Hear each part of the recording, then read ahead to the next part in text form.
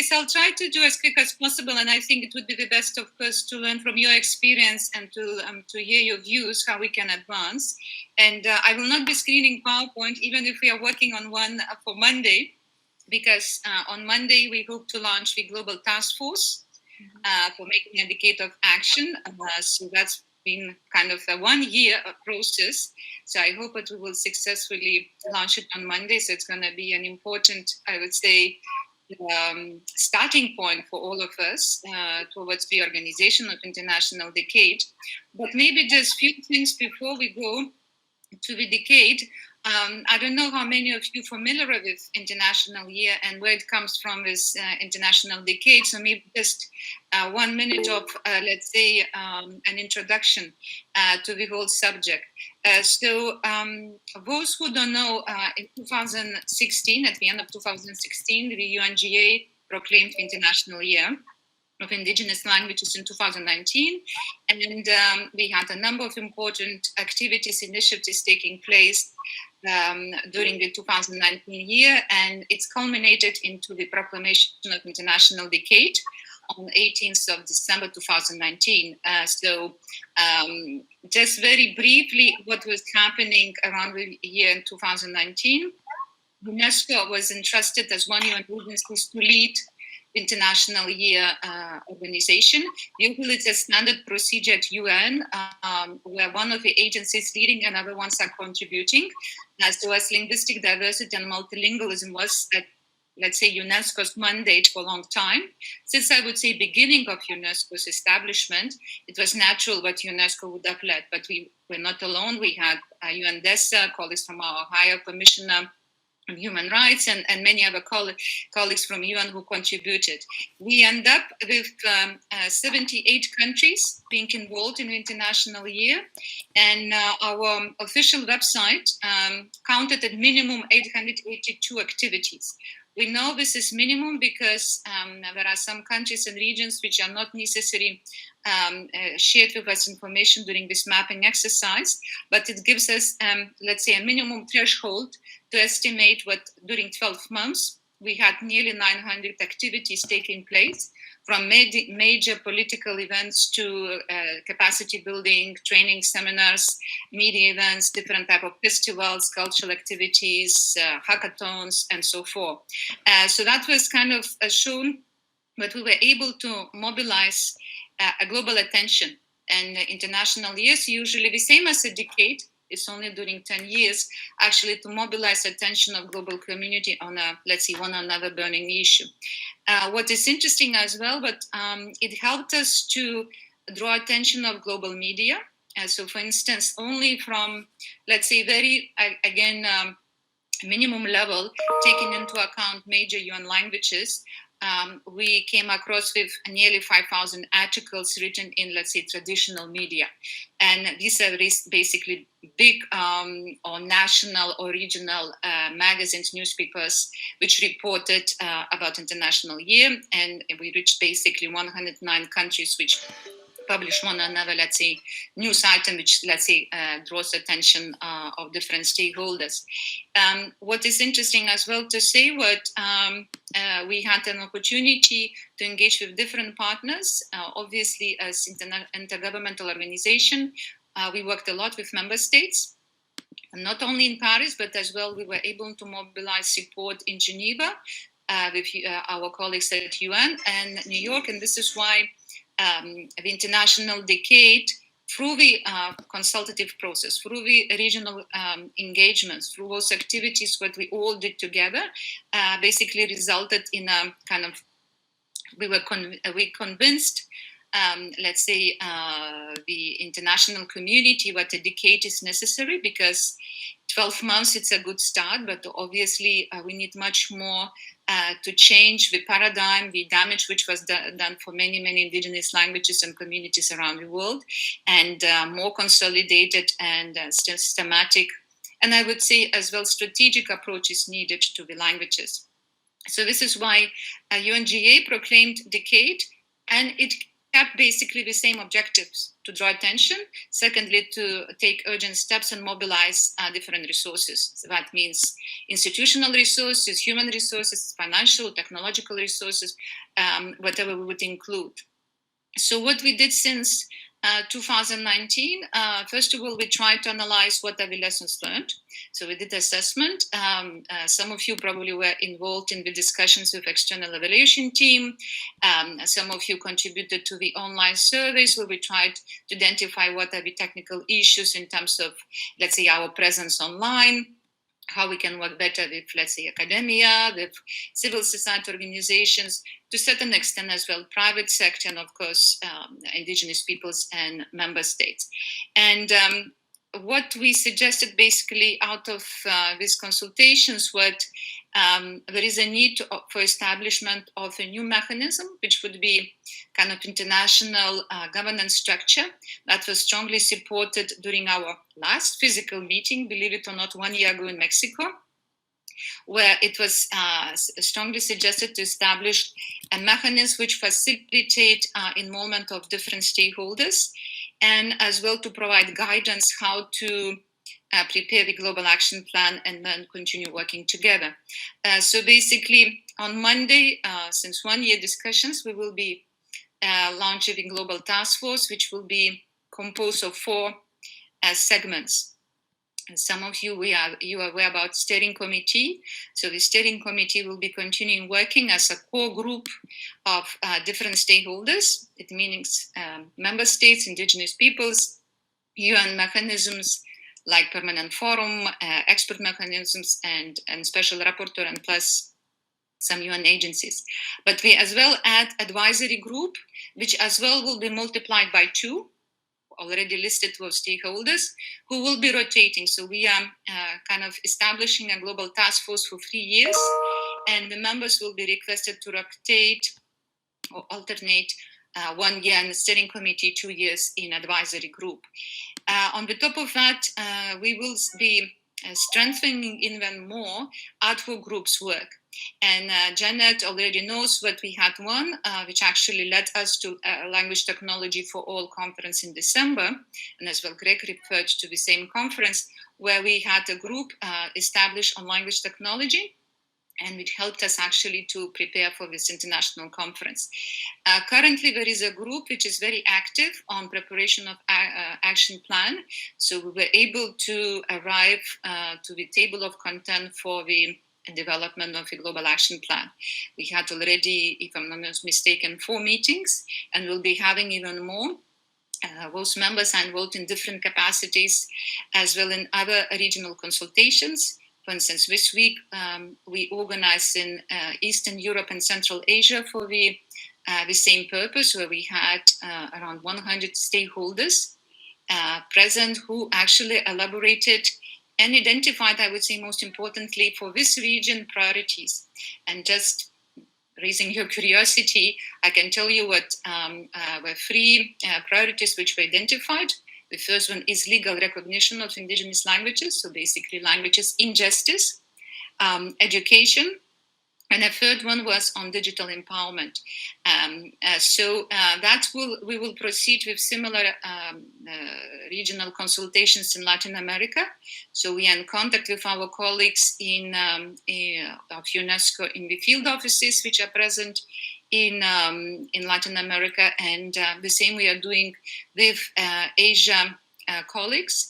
So there will be 2 meetings tentatively planned for 2nd week of May. We will be sharing more information shortly. And we hope that we will organize similar consultations in Africa as well later. And there are discussions how to organize ourselves with Arctic and probably North America. We might use one of the meetings which will be organized related to Arab states as well later in April for the same purpose. Having said that, when this is not the only way how we collect evidence for preparation of action plan, the online survey is available. I know what Janet and some of you helped us to share and promote this tool. I can tell you what the first results are very interesting.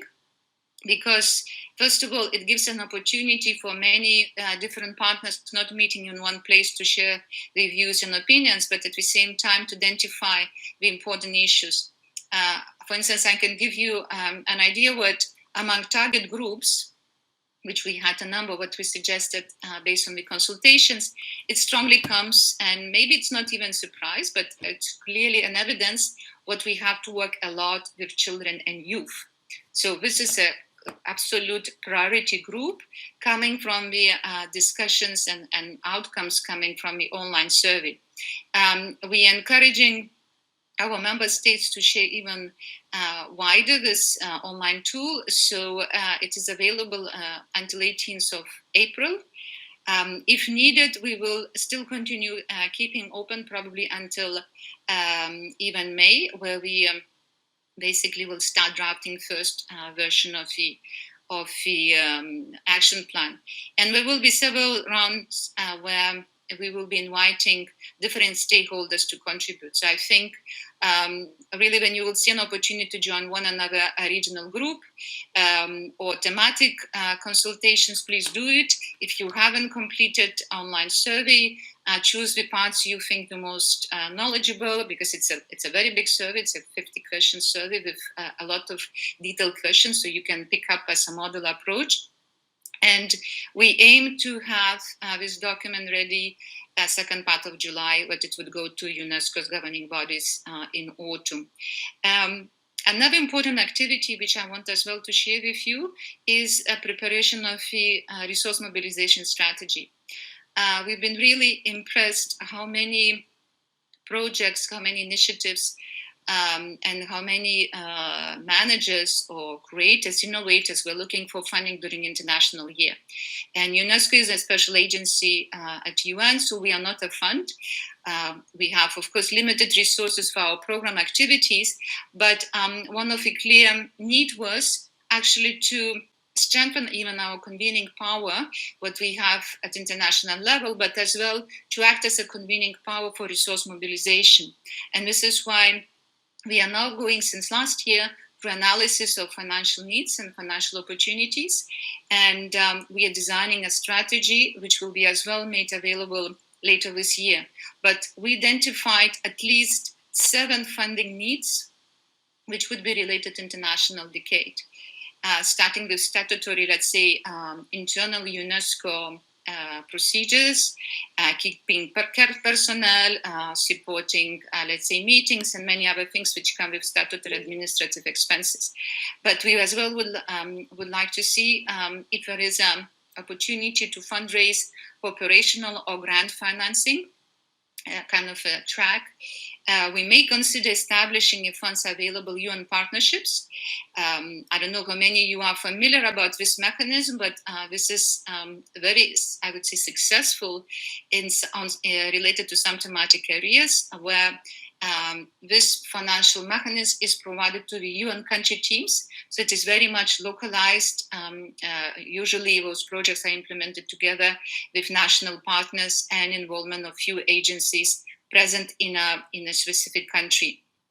We as well would like to see funds available for thematic projects, which could be related to one another thematic consideration, flagship projects, which would be maybe one or few, which would be really, I would say, a big media and policy level kind of exposure type of projects, which would help us to demonstrate, or let's say to draw attention of a global community on let's say different aspects related to indigenous languages. And obviously there are financial needs related to information and communication, and obviously when it comes to the participation of indigenous peoples, and not only in our processes where it requires simply funds made available for the engagement and participation, translation, interpretation, and many other things related to those processes. We as well working, and that's a third element, on a development of a new online platform. International Year website still remains as a entry point. We still collect and map information about events, activities. So if you haven't registered yourself as a partner with an organization, individual, please do it. This is one of the official channels how we inform partners about different opportunities. We share as well information about calls, documents, and many other things which may relate to international Indicate.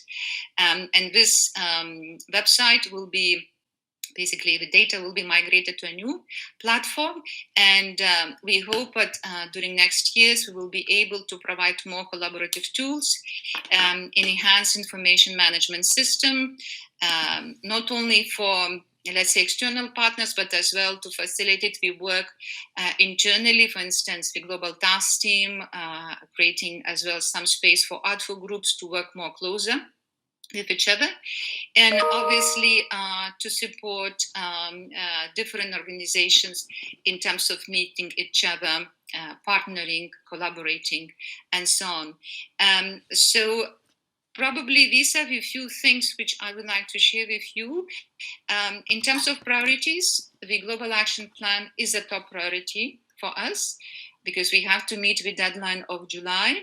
And obviously, resource mobilization will be kind of ongoing activity. If you have any ideas how we can do this better, let us know. The same as information about improvement of communication, whether it would be online or, let's say, social media, let's say website and social media related, or many other things that you may suggest as well, would be very much interesting for us. So I probably will stop here. I hope it was not too long, and return to Janet the floor. And if you have any questions, probably we can open up discussion. And of course, I can see what we are already 24 people. So I went through the list and I could see some no names, but maybe we can move to, let's say, I don't know, questions, impressions, which would be useful for all of us to advance. Thank you so much, Irmgarda. It was a very, very great overview. You touched upon all the aspects that are of importance, and I am sure we would love to discuss some more. I have a question, maybe to start the ball rolling. The Language Technology for All conference that was done, and it was so successful. Is there an opportunity to do another one, perhaps?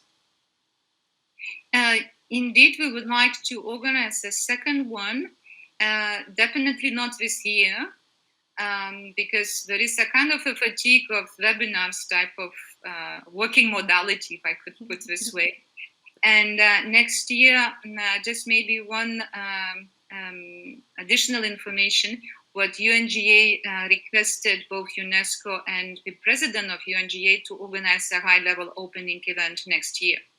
And we hope that we will be able to organize early beginning of 22, hopefully in person in New York at the UN headquarters. And this is why we don't think that it can happen the first part of 22, because of the launch of Decade and let's say putting everything in place. And secondly, we have heard from several important partners, or let's say key partners who were involved in LT for All, but 22 as well has few other important conferences. So one of the suggestions was to move more to 23, actually. I won't confirm you whether it is 22 or 23.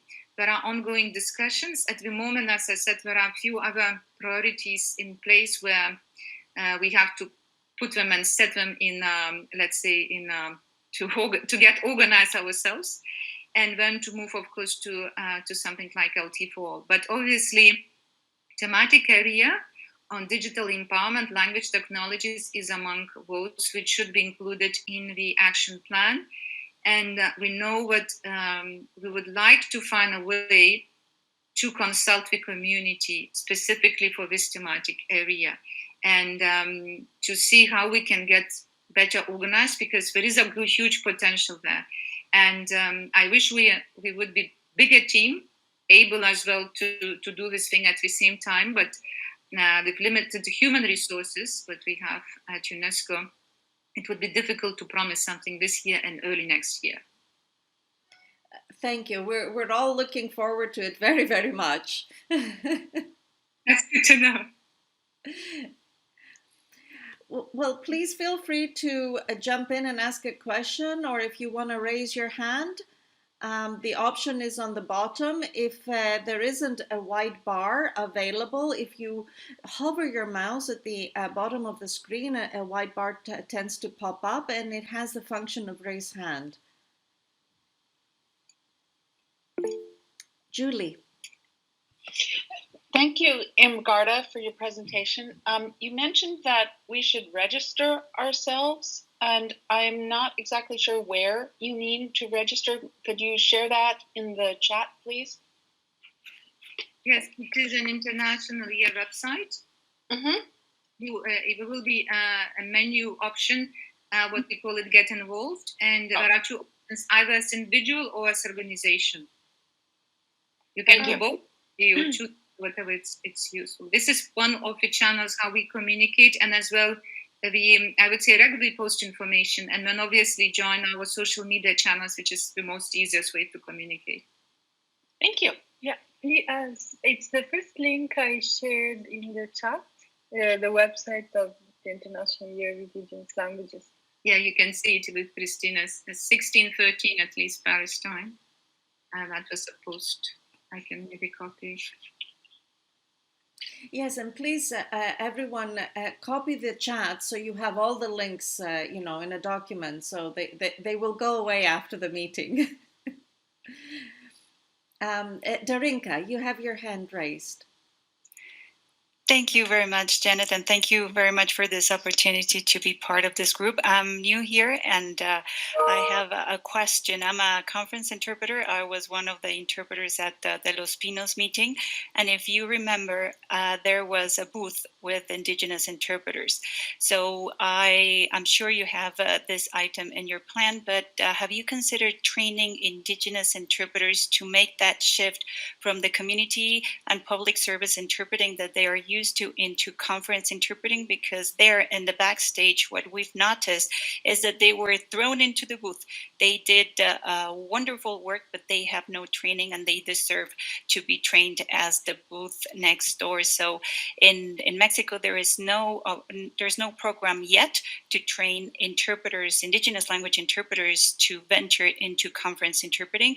I am a professor at UNAM University, and we're working on a very short course to help those colleagues to learn the basics of conference interpreting. So this is my interest in joining this group, to help in any way I can to train Indigenous languages to become conference interpreters, because you will have a lot of conferences I'm envisioning. So I believe that's another area where we could do a lot. And thank you very much for your wonderful presentations. Thank you.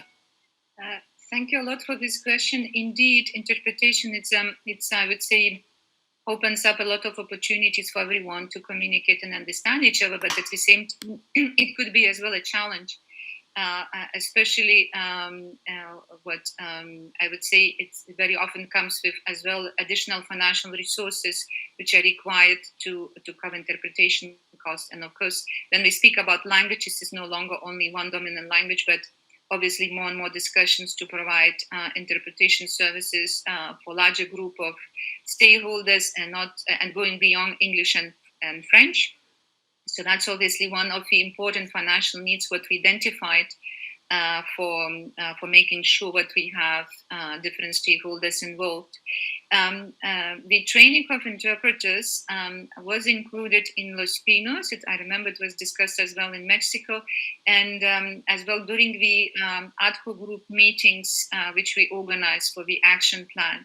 So when the action plan, the text will appear, I'm sure, but there will be some parts related to training and of course, improving the working conditions of Indigenous language interpreters. To say frankly, we don't have this as, let's say, top priority at the moment. As I said, we work at global level, but we see this as an important challenge. Like even on Monday, we will be providing English and French interpretation, and we know immediately what it will be complicated for those who come from Latin America, and as well from Eastern Europe, those who don't speak two, let's say, major UN languages, and what the issue comes actually with UN agencies have a very strong interpreters and translators associations, as you may know, and there are international standards that we have to comply, especially, for instance, with the content will be accurately and, let's say, correctly translated. So there are, of course, special, let's say, high-level standards applied for interpreters when it comes to international meetings. And then to make even more complicated, I can tell you what each meeting has a category. And Claudio Menezes knows exactly what I'm speaking about, where you go from state level to category 1, which is basically really the highest level international meetings, to just seminars. And that involves as well, I'd say, additional complexities. So training of interpreters, it's of course, a burning issue. At the same time, I think the LT for All conference helped us as well to show what technology is improving. And it could be as well helpful in some cases to support, let's say, other language users. For instance, for many years, I worked with people with disabilities, so captioning was really useful for everyone. And that helped in many, many international conferences actually to provide simply just captioning services for participants in other languages. And not necessarily I speak about deaf community, but as well even other speakers of other dominant languages. So we have official relations with International Federation of Interpreters, if I'm not mistaken. This is how you call it. We would like to improve this relationship and support, but I'm not sure that it would be one of the first things which we will be aiming at. But I agree with you that this is an important subject. Especially when it comes from, not just for the sake of interpreting, but actually making sure that we engage different groups into the dialogue and helping them actually to meaningfully participate in the discussions in strategic, let's say, planning processes. And that's what basically interpretation comes at the highest level with, let's say, as you referred, what interpreters may not be ready from indigenous languages was to actually meet the international standards. So this is a long process. I would say we should keep this in mind. And I think with Janet's involvement, I think as well, it helps us to keep on our radar. How to do it, I don't know exactly yet.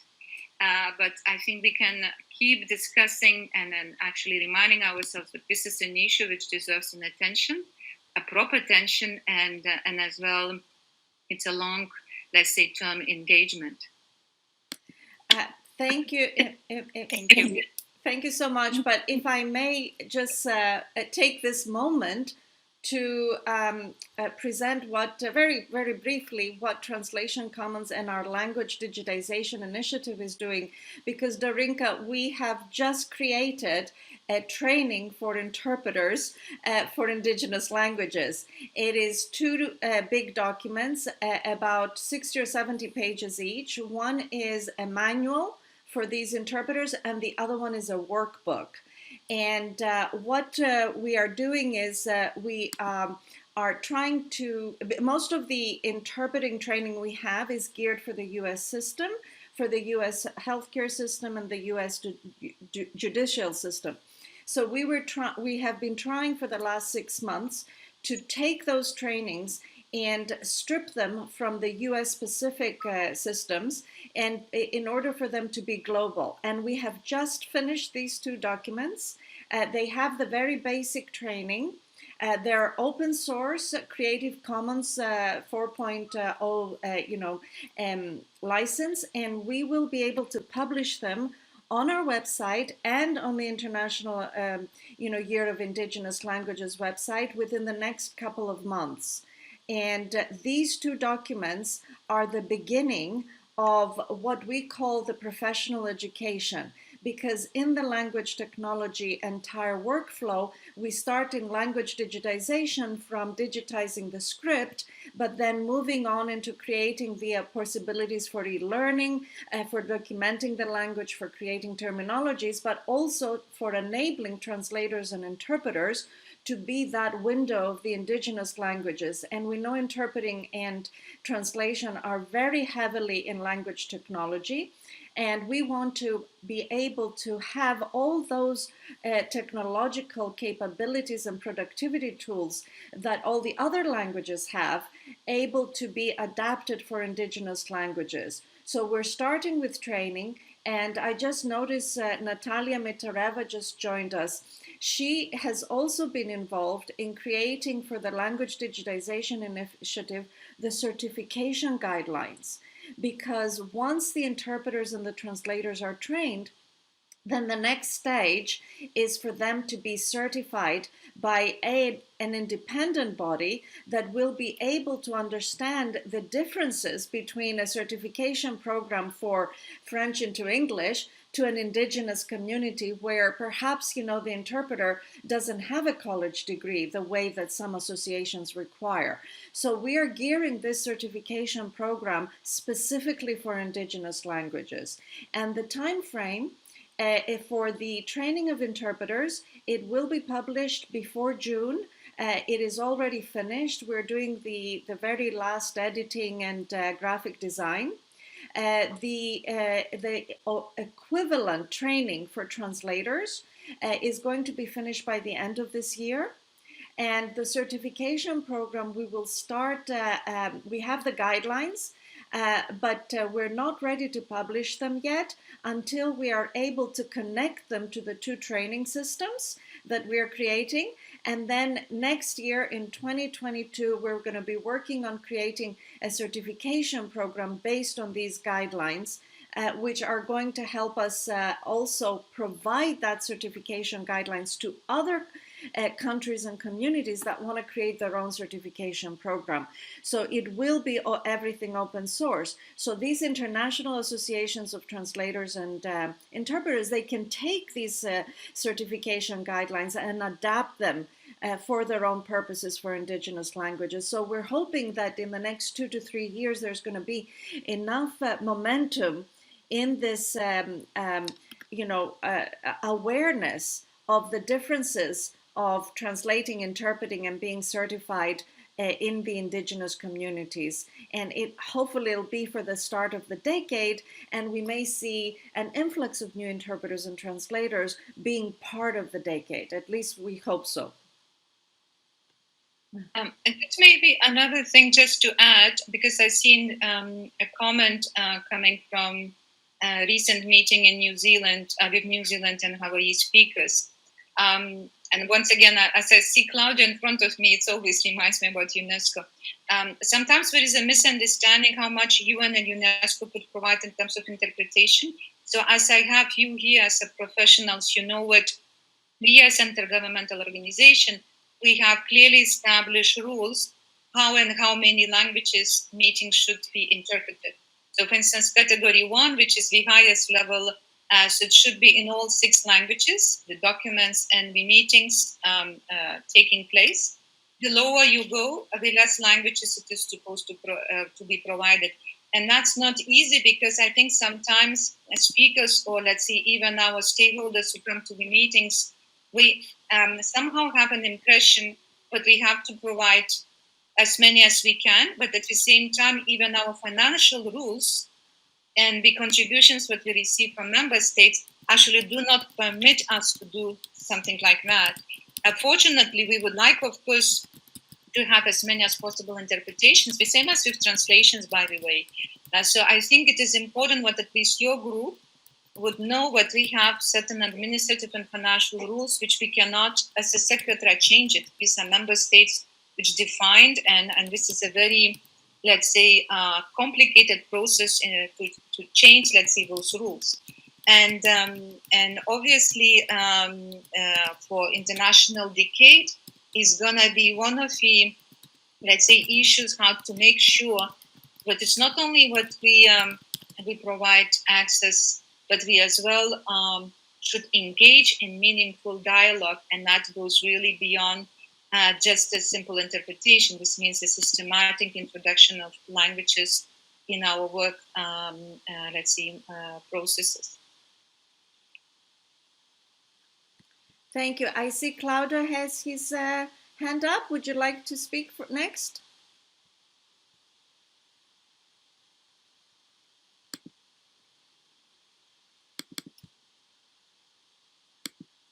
Claudia, you're muted. You're muted.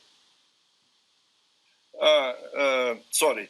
Happy to see again my friend Irmgarda from UNESCO. My comment is more or less the following. I understand that work of universities is a bit complementary to the work undertaken by institutions like UNESCO, etc. I wish only to bring to your attention that some information on initiatives that are ongoing in Brazil. One of them is a project that is in the Congress to recognize the profession of community interpreters. This is a proposal from my colleague here at university who works in this area. Specifically as regards the training of interpreters, universities like UNAM, that I know very well, and UNB, what we have done is to prepare some training courses, but it's a university initiative. Of course, we bring it to the attention of international organizations. We cooperate with UNESCO here in Brazil because we also have UNESCO chair on multilingualism, which includes also indigenous languages. But again, this is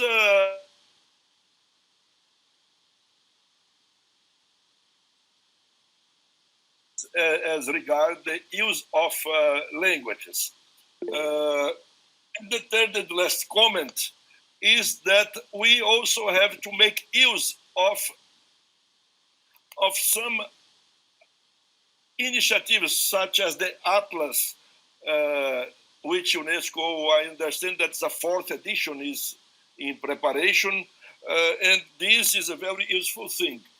And also I put in the chat 2 links on technologies that help in sharing information on indigenous language. And this are initiatives that we in our university are interested to share with other initiatives. And my colleague Tiago Chacon, who is a specialist in indigenous language, and me, we are trying to involve students in this kind of activities. And of course, we will be sharing the information with other institutions and try to be more active in the indigenous language decade. This is my comment. And we are ready to cooperate with UNAM and the other universities if it's the case. But again, we have to take advantage of the specificities of each institution. That's my comment. Thank you, Claudia. I see that next is Tex. Hi, I'm working with others within Translation Commons on the language digitization. And as a part of providing the guidelines, we're also looking at providing workshops that will help the indigenous communities pursue digitization. And so one of the things I'm wondering is how can we better identify those communities that want to pursue digitization and to identify individuals within those communities. As you know, for a digitization workshop, there needs to be a mix of computer skills and linguist skills. So we want to be able to identify those communities and those individuals who would like to participate in workshops that we would set up, but knowing which communities are interested and capable of pursuing is a challenge. So I'd be looking for suggestions how we could work with UNESCO to further this program and get people engaged in it. And the separate question would be about whether there are metrics for the decade of languages. It's one thing to create programs for awareness and so forth. How do you measure that you're being successful or have goals that you would like to achieve throughout the decade? Is there something like that where you can measure against success and maybe work towards those goals and identify which programs are successful and which ones are ongoing but maybe not achieving the kind of results you would like? So that's two separate questions.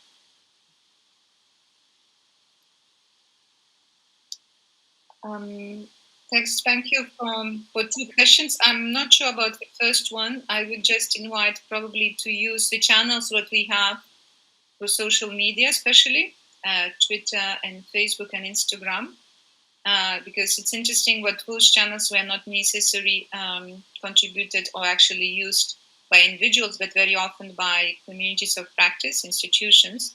So I think if you decide to run, let's say, a campaign to identify those communities, we would be able as well to promote you through social media, identifying, as you say, those which would be really much interested in doing such a thing, in accepting to collaborate with a team. So I think maybe that would be, let's say, most easiest and pragmatic approach instead of going through, let's say, official launches and so forth. For the second one, that relates directly to the preparation of action plan.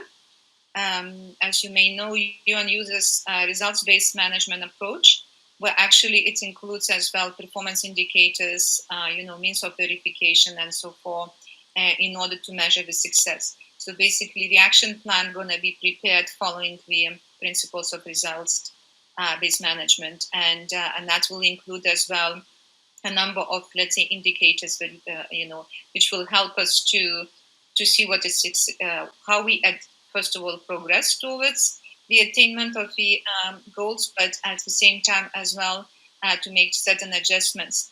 One thing what we've seen as well during International Year, and we kind of would like to correct what somehow it is expected, but UNESCO does everything, and I think that should be not at all the case with this group. I really want to emphasize this. What we are facilitating the process, we are putting mechanisms which would help us to work together, but we alone cannot make a difference, obviously. And this is why this progress has to come from every single level, from private to public sector to academia to basically community level. Sometimes I was actually very much impressed. I was brought into one meeting some time ago in 2019, where a lot of indigenous peoples, actually communities and organizations were present. And it was interesting what we were asked what we do as UNESCO. And then it's always interesting to ask what you do as well for International Year.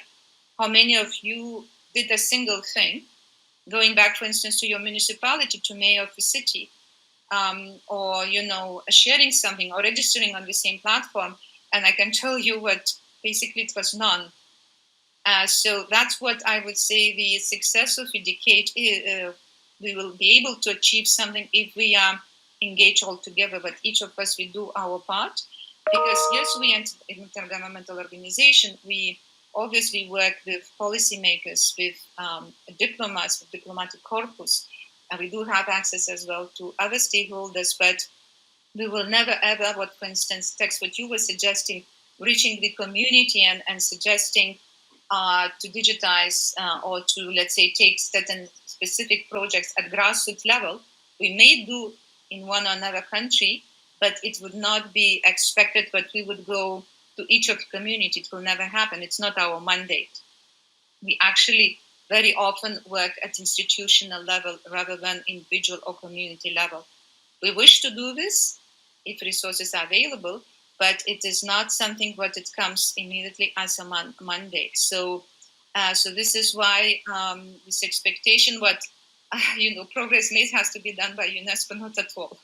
We all have to work. And I'm happy as well, Janet, that you are systematically actually coming back to the issue. And one aspect what we did not touch is actually involvement of academic institutions, higher education institutions, research activities. For instance, when we organized the consultations in Central Europe and in Eastern Europe and Central Asia, we've learned what universities in this region, maybe some of them are kind of coming with, let's say, I would say not all alone this region, but have this, let's say, 3 or 5 years research plans. And we had an opportunity to meet some representatives of universities who actually have a group of PhD students who are new coming in, and we're already planning what are the issues which needs to be researched, what are the questions needs to be asked, and what are the research gaps which need to be filled in. And we are designing own institutional action plans for the decade, and I would call it action research plans, which would be run by PhD students. And that's probably could be something interesting as well to explore, because if I understand correctly, many of you coming as well from academic area where, science is so important, especially in like the situation where we live now, but ignoring science, it will not help us to fight with pandemic. And this is where clearly we need as well to see how to integrate scientific progress in as well into the decade. And I think that would be a subject where I would say it would be interesting to explore how to facilitate this dialogue at university level. Yeah, thank you for your response. I think, of course, it makes sense that UNESCO can't be responsible for all of these things. But I guess somewhere in the action plan, I would like to see that there's a way to create or facilitate communication channels which allow groups to find each other, both the groups that support indigenous communities and the indigenous communities to find particular types of activities so that we can find each other. Because it's not clear to me that just going into a social media channel that is broadcasting all sorts of subjects that people will be paying attention to the more specific activities that could be available and find the right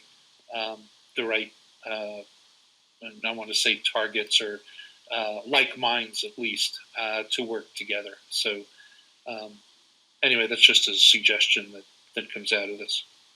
I think my immediate reaction would be maybe we could share with you a part of the work what we've done so far to prepare the technical specifications, or let's say conceptual concept for the future website. If there are among those who would be interested giving us additional comments, that would be very useful. We tried to convince our colleagues, senior colleagues, that this platform should be truly collaborative. The current situation in, let's say, in cyberspace, using an old term, cyberspace, obviously the situation of ethical and literate use of resources, it could be an issue. For instance, we were kind of lucky during International Year, but we didn't have many, let's say, ethical issues dealing with websites. But by opening up collaborative space and quite open as well leads us to new risks. And this is one of the kind of challenges what intergovernmental organizations like UNESCO face, because even if we want to ensure quality control of the content, and as well to make sure that this is ethically, let's say, respects ethical principles, then we limit, I would say, by default, the collaborative side, not giving an opportunity to, as you say, text to find each other, for partners to communicate, to have open forums or professional forums where, there would be, let's say, no harmful content circulated. And obviously, I can imagine what professional community like yours would see it, let's say, professional way, but let's be as well realistic, but there are as well other risks which could be involved. But if there are anybody who would like to be a part of this dialogue, how to design a new website, just let us know, because this is exactly the moment, because the concept is being kind of finalized, and then we will move to more detailed design phase, and we hope so, but by the end of the year we will have already, let's see, a big part of the website fully available for the community. Yeah, I'm sure there are a couple of us here that would be interested in the discussion at least. Thank you. Irmgarda, if I may just, something that just came to my mind about what Tex said, maybe at the high level events, is it possible to have a workshop where experts are giving advice on digitization to the community? So it's like a side thing, it's not part of the main event. Like in Los Pinos, there could be, you know, a place, the way the exhibition was, maybe a place for a workshop or two where experts can just give advice. Of course. I mean, it would be nice to have more things coming to. At the moment, I think we look more like a strategic or planning phase, but we obviously would like to zoom in into the thematic aspects, and definitely digitization is of one of the important themes to be addressed. And it's not by chance, but we have one of thematic areas on digital empowerment. Yes, thank you so much. Alan Melby has raised his hand for a while. There you go. Jeanette, did I successfully unmute myself? Yes. Good. Good. Thank you. So, thank you very much, Irmgarda, for this overview. It was helpful. I'd like to. I have two comments. I don't know if there'll be time for both, so I'll do the first one, which is about a directory project, and then we'll see if there's time for the second one. There is a joint project which has recently been approved by the board of directors of the WikiTongues, a nonprofit group. I know that you're aware of WikiTongues, and also FIT, the International Federation of Translators, which is the voice of translators, terminologists, and interpreters. Translators, terminologists, and interpreters around the world. I happen to be vice president of FIT. The joint project, which was also approved by the board of FIT, is to conduct an investigation of existing directories of translators and interpreters around the world. There are many. Everybody knows that. But how many are there, and what translators and interpreters are there? Listed in what languages? And in particular, under resource languages, and among those, indigenous languages. Are there existing directories of translators and interpreters? For the interpreters, it would be both. It would be primarily community interpreters to provide access to health and justice for indigenous communities embedded in majority language communities. This is a well-known need to have access to those interpreters. But are these directories easily available? And that's a research question, an empirical question, and we're going to answer that in FIT. And we have a small grant from a foundation to hire a research assistant to investigate it.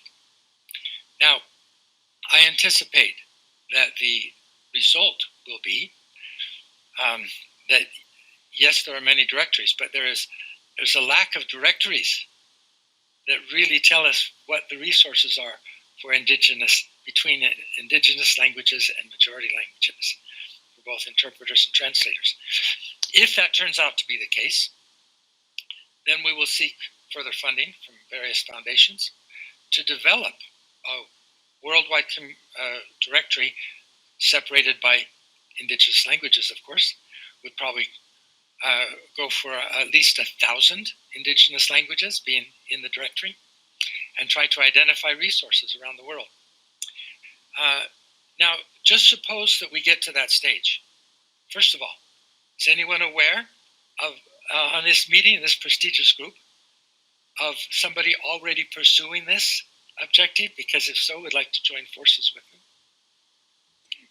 Alan, we're trying to create a certification program for all of them, so it goes hand in hand. So we can talk. It certainly does. Yeah.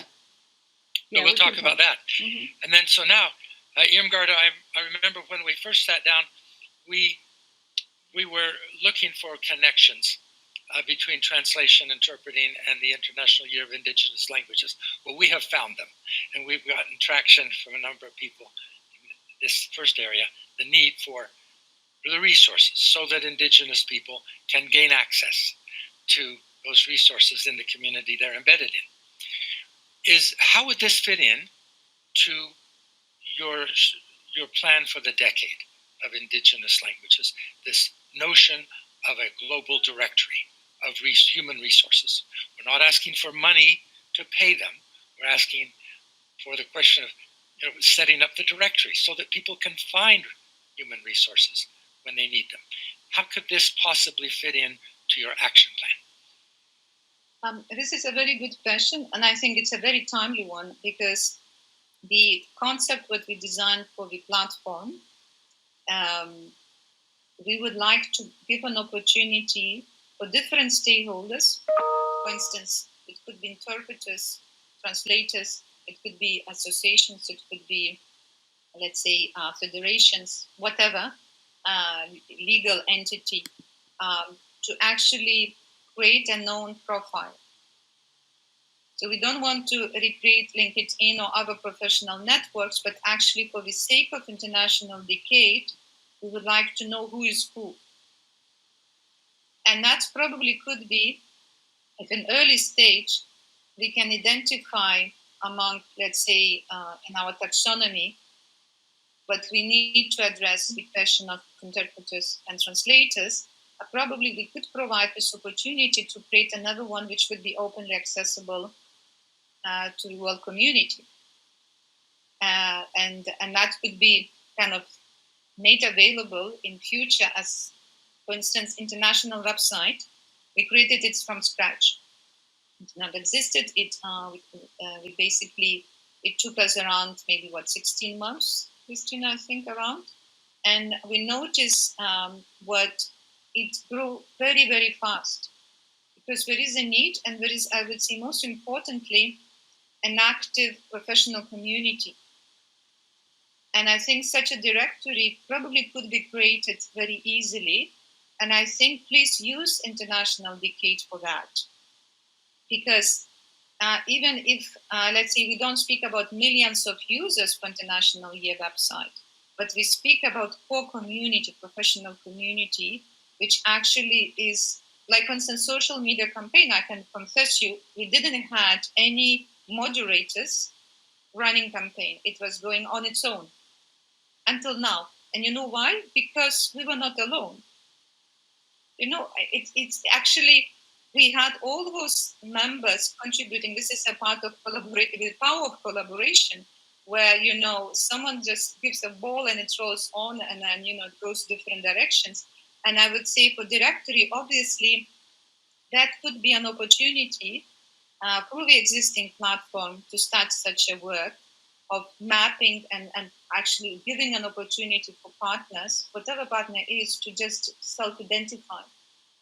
And among this, maybe that could be a first step to say, okay, you are interpreter, you interpret English languages, so maybe that could be a kind of an old type of telephone book. You open up and you find, by chance, for instance, very often we have at UNESCO question from media professionals, journalists. We're asking, we are looking not necessarily for UNESCO's response, we're looking for expert working with that and that small community. And it's a very big headache for us, because if we happen to know, yes, it's easy, we redirect. We say, speak with that person or that university or that department. But there are many languages. I mean, you can take minimum 7,000. That means that could be helpful, such a directory. And of course, going beyond just institutional directory or individual directory as well, looking at the resources.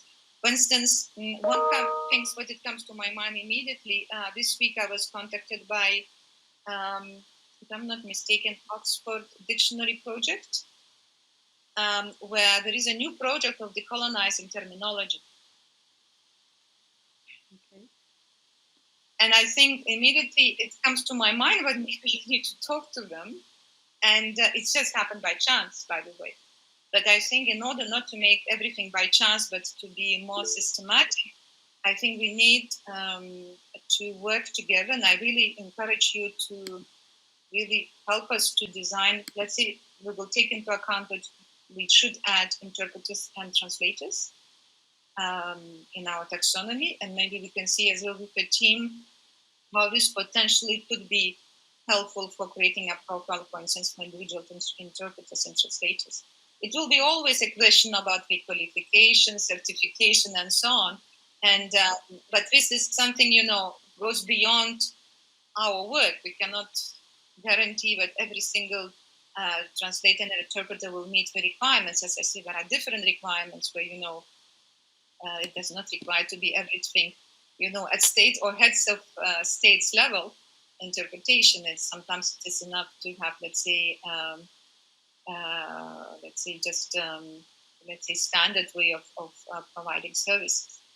But one thing, what it comes as well as we speak about directories, we lately come across with an issue with stylistic guides, which are used by UN agencies, and not only have to be revised, including indigenous issues. And we've been already faced with this challenge during 2019 year, and we see this comes once again. And for instance, like Federation of, International Federation of Translators and Interpreters, we obviously work as well with our UN colleagues who are responsible for stylistic guides, for terminology, but UN use. And one of it, what brings me to the question of decolonizing, or let's say, putting diplomatically, revising these styles, the guides, what we have. And that's something interesting, which is basically discussed among UN agencies. And I think, obviously, I don't know how much it goes out. This is not an area what we cover with Christina, but obviously it's an important subject to be addressed. For instance, easy question of, capitalizing indigenous. Probably so old and so basic, but that could provoke huge discussions between different communities. Very good, thank you. So how do you join this group that's looking at the design of the new website, the website for the decade of Indigenous languages? So you just let us know with Christina if you want to join, and we will be happy to organize few sessions to share with you links where the document is being kind of designed. And we can, I take a note immediately about this idea what you shared, but maybe there are some other things that we overlooked. Alan, I will share the email. Okay. You have Christina's email, great. And so we'll definitely involve Translation Commons, Wikitongues, FIT, and work with UNESCO on the design, so that this is part of the design of the website and not an afterthought. Yes, exactly. Great, thank you very much. I'll pause before and see what other comments there are, because my second comment is of a very different nature. The next person with a hand up is Craig. Hello, and thank you for all of this great information. It's really, really exciting. I had a question regarding the corporate involvement in the 2019 year, whether you think it was appropriate and if it was effective. And are there plans being made to involve any corporate interests who would be who want to be participating in this? Without any doubt, yes, we would like to have corporate involvement stronger. As International Year was, I hope I don't repeat myself, we early identified what decade is an important issue to be tackled from beginning, and it took us, we had to negotiate basically among different stakeholders, So this is where our attention was to make sure that 12 months over, because there are many international years they take place and nothing happens afterwards. And immediately at early beginning, I noticed what either we take, let's say, one drop in the ocean approach or strategic approach. Doesn't sound very scientific, but that was exactly clear. What resources were so limited, international year, what we thought that it's better to invest in a more longer-term engagement rather than just invest in very few small projects during international year. This is why I would say one of the criticisms which could come, yes, we raise awareness, and this is what actually, by the way, one of the objectives was of the resolution as well, but not necessarily going to grassroots level of specific project work. And I think in the way it happened with corporate involvement, where LT for All conference was a kind of an opportunity, especially for IT sector involvement. And I can tell you one thing, yes, we are very much interested, and we are looking for closer working relationships for the decade. We are looking for partner sponsors. For instance, if there are any corporate partners who could, for instance, would like to become official donors of translations, for instance, during the meetings, we would be happy to acknowledge. If there are any solutions which could be useful, for instance, for facilitating meetings or other things, whatever it comes to our mind, it's possible. On an institutional level, it is important for you to know that UNESCO may be different to other UN agencies. We do have in place for already some time mechanism, procedures, administrative rules which provide us an opportunity to observe both funding to implement joint projects, and I think he just left our meeting for a certain reason, and as well to partner together. There are some agencies which have limited opportunities, especially receiving funding, but UNESCO in this case, we are better equipped to continue working with corporate sector. And I think what makes a lot of sense with language technology sector, but not only alone, there are other private industries which could be as well linked directly with our local communities. It would be environment related, health related, or let's say health care, for instance, and many other ones, which could be definitely associated to language issues. And I would say what we try to achieve to kind of change a paradigm how we look at languages. It's not a question only about identity and culture, obviously, yes, but it's as well applying, let's say, a human right, basically, where everyone has the right to express himself or herself in a language he or she wants to do. And that means we emphasize usability of language in a daily life, in professional life, in official situations, and that's what opens up discussions for industry to be part of this, as well as issues related to justice, economic value of language, and many other issues related to health and so forth. So this is where we try to actually enlarge the scope, not leaving aside social linguists, not at all, actually building on the work and strengthening, actually, I would say, externalizing the knowledge to other fields. Thank you, Irmgarda. We're coming on to the end of the meeting, and I wanted to ask if anybody else has any other questions. We have only a few minutes. Alan, your hand is still raised. I don't know if you have something else that you would like to discuss, but if we can keep it short. You're muted, Alan, if you... Anyone else? Well, I want to thank you again, Irmgarda. Thank you so much. It was... oh, here's Alan. I had trouble unmuting, so have a 1 minute. I'm not going to bring up the other one. It'll be for a later meeting, the big one.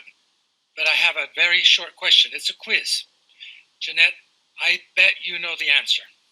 And I am sure that I don't know the answer. And I'm wondering, let's see what everyone says. Of the 7,000 indigenous languages, 7,000 languages of the world, the 7,000 languages of the world, how many of them have already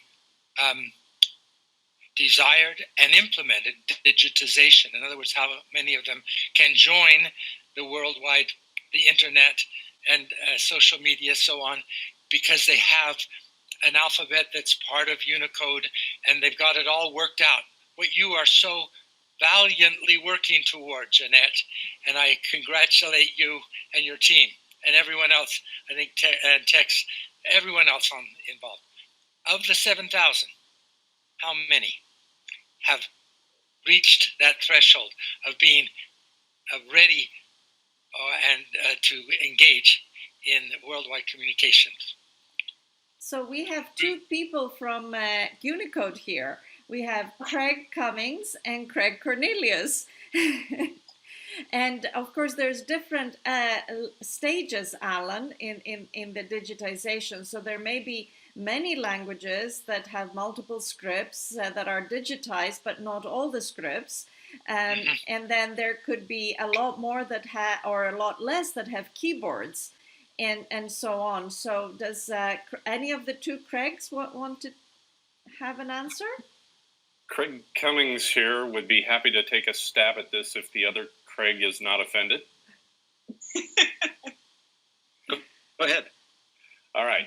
So this is Craig Cummings. I'm a part of Unicode. I'm also working on the piece called CLDR. This is the Common Locale Data Repository, and this is the key to getting languages on your computers and mobile devices.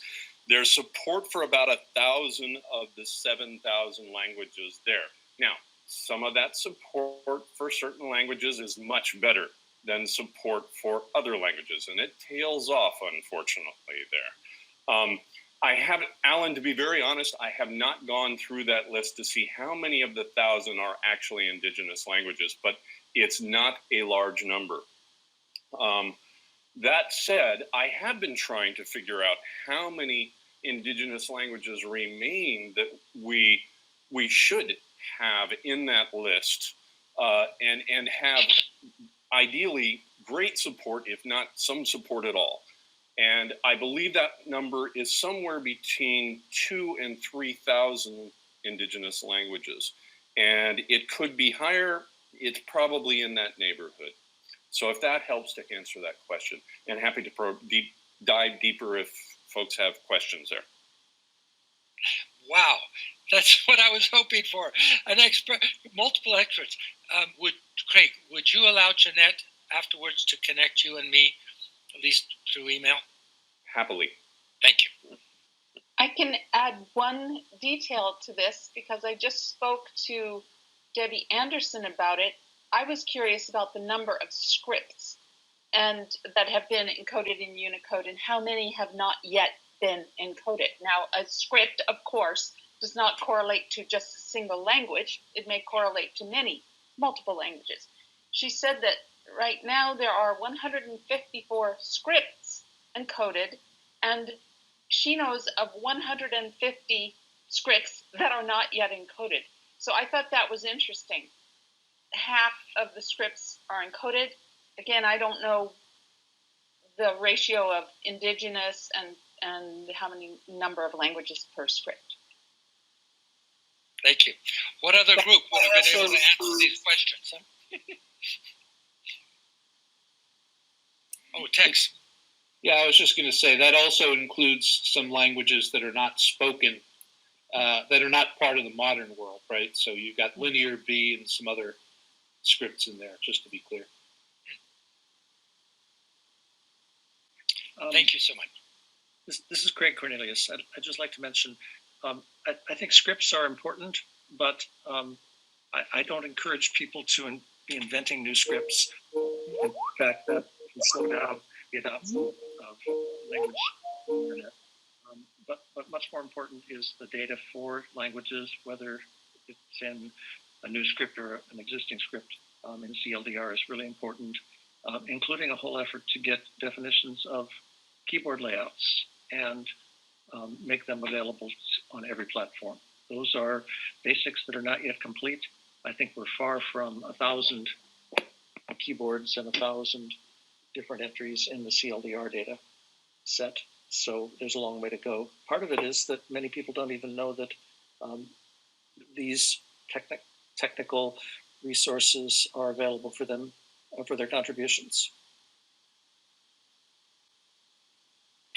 This is Craig Cummings. Alan, if I may just add a little something to my answer.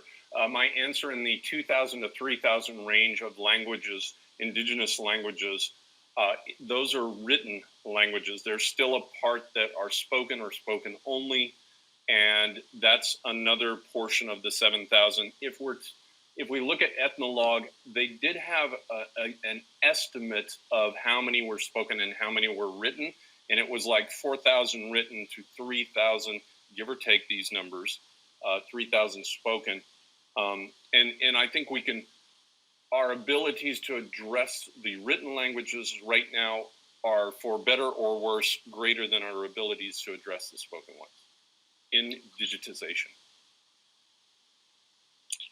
Actually, it's an interesting subject because this question of statistics, first of all, comes very often, and sometimes it's really useful to draw attention of let's say, high-level people wherever we are working, especially policymakers, because somehow numbers communicate very precisely what exactly it is, but sometimes we see it as well what there are some misinterpretations, what I call it fake news in this field as well.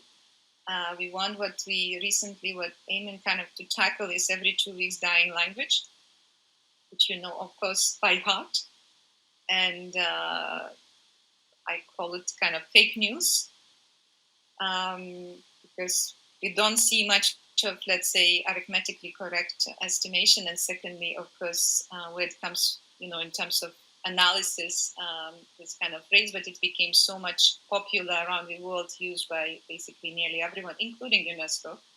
So I think the question of digitization as well, or language presence online, this is something where I would say it would be good all together to explore and see. I know what some years ago, even when Claudia was with us at UNESCO, with the discussions where what are the indicators, what we need to actually to set for measurement of language presence or linguistic diversity online, and where different attempts in different parts of the world sponsored by different organizations.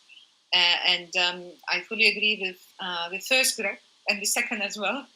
There are different levels, the same as engagement and vitality, the same as digitization of languages, and it is not like so simple question to answer this. But I like the idea of this. I think maybe we could have, like, I don't know, just as a complete discussion on a funny way, maybe we could have like a quiz on fake news around languages, and 1st of April kind of a joke, or something else, which would actually help us to draw attention. But statistics sometimes can be as well an enemy, and there is a need of, I would say, a joint effort to come with, let's say, numbers, or let's say indicators, which would help us to convince not only ourselves. I think we all convinced that this is an important subject, but actually to convince at different levels, whether it's business or governmental, what language deserves to be addressed much better than we are. For instance, for development of World Atlas of Languages, the first step was to identify what a national census would say about languages. And obviously, you know very well, but basically nothing. Very few countries have language-related questions. And obviously, that's what can we do in terms of, promoting linguistic diversity around the world if we don't know what it is. So that's something where I would say it's good to continue this discussion, and I'm curious as well to learn more what Craig is doing with Unicode and other institutions as well.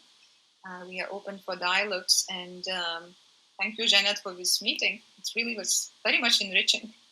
Well, thank you, Irmgarda, for presenting and for coming and answering all our questions. We were very, very eager to listen to all your answers. Thank you.